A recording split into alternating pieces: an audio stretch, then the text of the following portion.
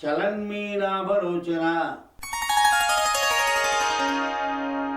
అంటే ముఖకాంతి ప్రవాహంలో అటు ఇటు సంచరించే మీన మిథునం ఆమె కనుదోయి. ప్రవాహ జలంలో చేపలు అటు ఇటు మిలమిలా మెరుస్తూ ఎగురుతూ ఉంటాయి.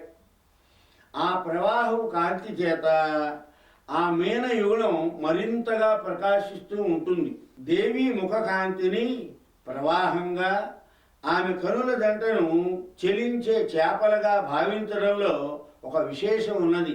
ఏమిటంటే శారీరక సంయోగంతో పని లేకుండానే చేపలు తన దృష్టి మాత్ర ప్రసారం చేతనే తమ పిల్లలను వృద్ధి పొందిస్తాయి.